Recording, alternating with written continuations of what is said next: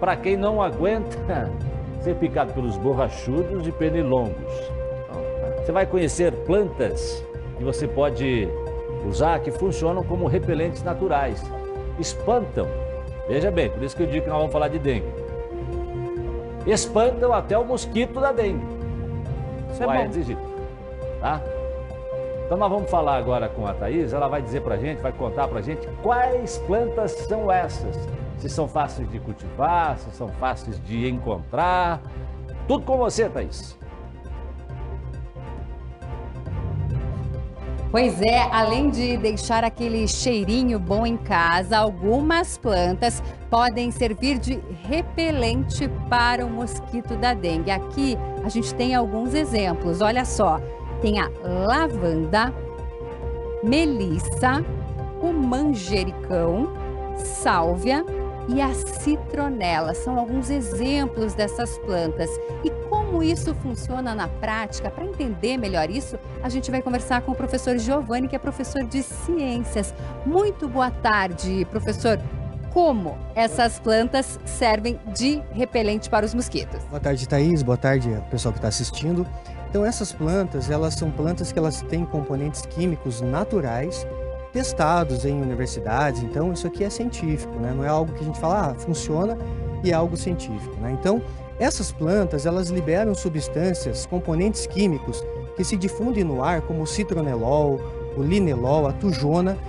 E esses aromas que para nós, seres humanos, é um aroma agradável, para o mosquito é um aroma que acaba afastando ele. Por quê?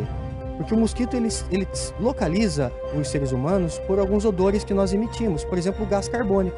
Por isso até que o mosquito geralmente fica mais perto da nossa cabeça, né? Quando a gente tem esses aromas no ambiente, isso acaba mascarando esses odores dos seres humanos e isso acaba então confundindo os mosquitos e funcionando muito bem como um repelente natural e sustentável, tá? E é um efeito prolongado?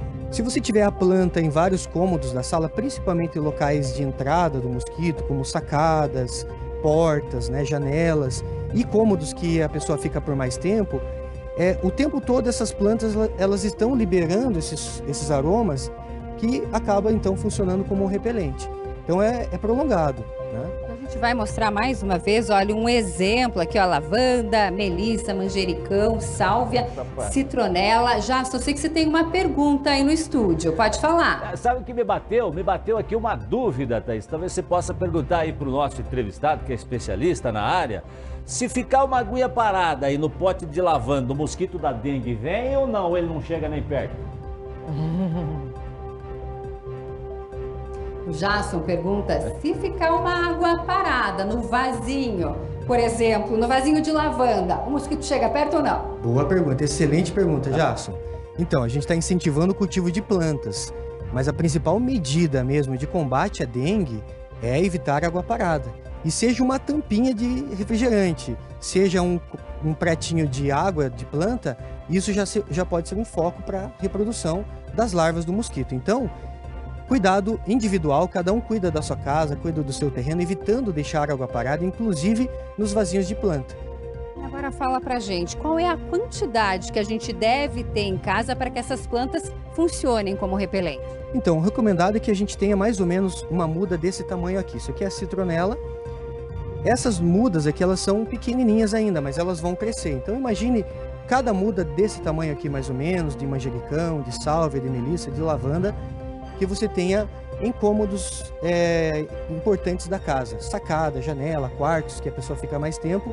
Então, o ideal é que tenha pelo menos uma mudinha dessa em cada um desses cômodos, né? E é possível também, com essas plantas, fazer um repelente natural, professor? É possível e é fácil de fazer em casa, né? Então, imagina que eu tenho essa muda aqui de sálvia, né? Eu vou, por exemplo, não precisa danificar toda a muda, então eu posso tirar aqui, por exemplo, um galinho com umas 10 folhinhas e você vai amassar bem, vai macerar bem para formar ali um sumo. Vai ficar meio esverdeado, né? Pode colocar um pouquinho de álcool 70 para facilitar esse maceramento, né? E aí, uma vez que você já amassou bem, coloca meia xícara de álcool 70%. Deixa curtindo essa solução por mais ou menos 2 semanas. Depois de 2 semanas, pega essa solução de álcool com o sumo, né, da planta e mistura com meia xícara de água. Então, meia xícara de álcool 70 meia xícara de água, coa e põe nesses borrifadores, né? Spray. Pode espirrar na roupa, pode espirrar diretamente na pele. A recomendação é que a primeira vez que vai utilizar na pele, mesmo sendo um produto natural, é importante testar numa área menor da pele. A chance de uma irritação é pequena, mas é bom testar antes. Pode espirrar nas cortinas de casa. E esse não é tão prolongado assim. Esse efeito, porque vai chegar uma hora que o aroma vai sair da roupa, vai sair da pele. Então esse repelente natural, diferente dos repelentes industriais, é necessário que a pessoa repita a cada 2, 3 horas a reposição.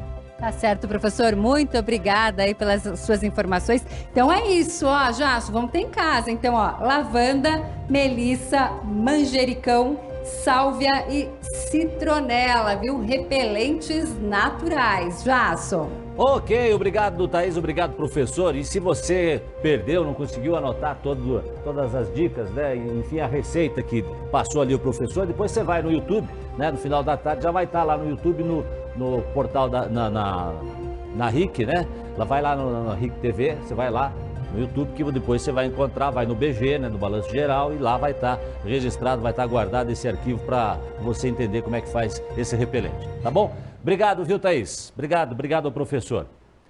O quê? Bia de novo, da rua? Problema? Que é isso? Bom, é claro, o BG está na rua sempre, né? E na hora do programa, trazendo informação ao vivo, percorre as ruas de Curitiba, região metropolitana. Nesse momento, a Bia tá